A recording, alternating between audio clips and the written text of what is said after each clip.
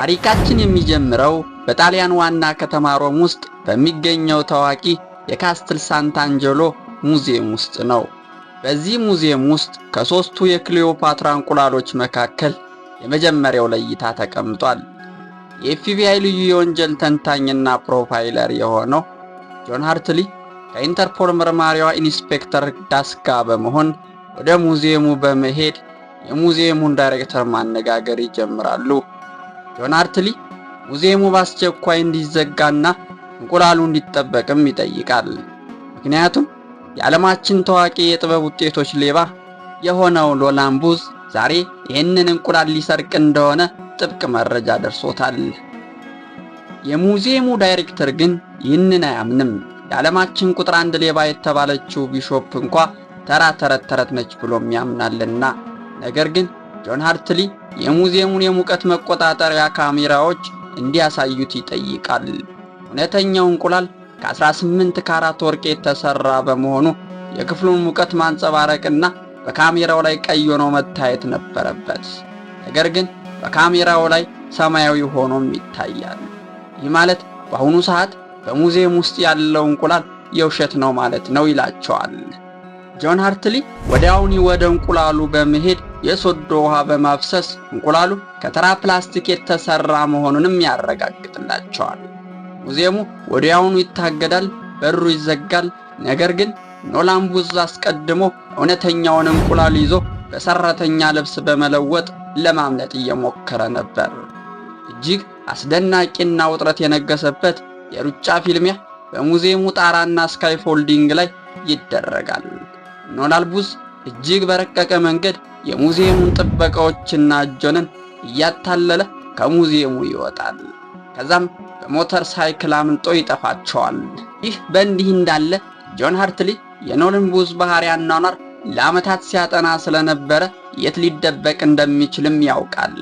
ኖላን ቡዝ በባሊ ደሴት ላይ በሚገኘው ሚስጥራዊና የቅንጡ ቤት ውስጥ በሰላም ከደረሰ በኋላ መጠጥ መጎንጨት ይጀምራል።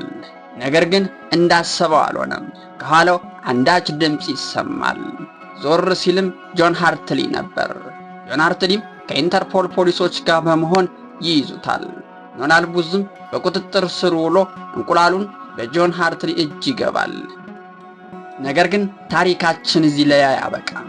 ጆን ሃርትሊ እንቁላሉን ይዞ ወደ አሜሪካ ለመመለስ ሲዘጋጅ የኢንተርፖል መርማሪዋ ኢንስፔክተር ዳስ በድንገት በጦር ኃይል አስከባሪዎች ታጅባም ትመጣለች። የሆነው ነገር እጅግ አስገራሚ ነው።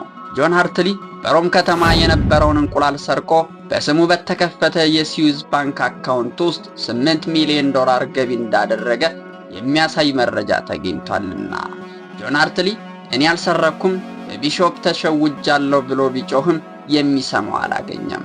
ኢንስፔክተር ዳስ ጆንን የኤፍቢአይ ባጅ የሌለው ሌባ አድርጋ በመቁጠር ከኖላን ቡዝ ጋር በአንድ ላይ አስረው በሩሲያ ውስጥ ወደሚገኝ እጅግ አስፈሪና ገለልተኛ የፖለቲካ እስር ቤት ይልኳቸዋል። ጆን ሃርትሊና ኖላን ቡዝ ራሳቸውን በአንድ ጠባብ የሩሲያ እስር ቤት ክፍል ውስጥ ያገኙታል።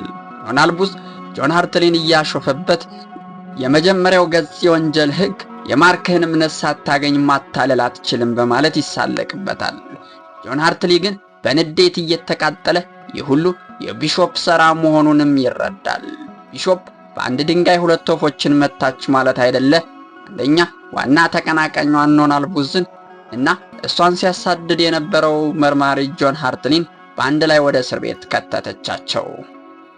በዚህ መሃል የዓለማችን ቁጥር 1 ሌባ የሆነችው ቢሾፕ ራሷን በደህንነት መኮንን ልብስ ተመስላ በእስር ቤት ውስጥ ትከሰታለች። ቢሾፕ ለጆን ሃርትሊ ፈገግ እያለች የስዊስ አካውንቱን የከፈተችው እሷ መሆኗንና የኤፍቢአይ ዋና ዳይሬክተር ስልክን መስመር ጠልፋ የጆን ሃርትሊን ማንነት እንዳጠፋችው ትነግረዋለች። በመቀጠልም ወደ ኖላን ቡዝ በመዞር ሁለተኛው የክሊዮፓትራ እንቁላል በስፔን ቫሌንሺያ በሚገኝ አንድ ትልቅ የጦር መሳሪያ አከፋፋይ እጅ እንደሚገኝና እሱን ለመስረቅ እንደምትሄድ ትገልጽለታለች። ነገር ግን ሶስተኛው እንቁላል የት እንዳለ የሚያውቀው ኖላን ቡዝ ብቻ በመሆኑ ሚስጥሩን ከነገራት 10% ድርሻ ሰጥታ ከእስር ቤት እንደምታስወጣውም ቃል ትገባለታለች። ኖላን ቡዝ ግን ጥያቄውን በኩራት ውድቅ ያደርግባታል። ቢሾፕም ቀጠል አድርጋ በሚቀጥለው ጊዜ ስትመጣ ግን ድርሻህ 5% ብቻ ይሆናል በማለት ጥላቸው ትሄዳለች። ይህንን ተከትለው ጆን ሃርትሊ እና ኖላን ቡዝ አንድ ላይ ለመስራት ይስማማሉ።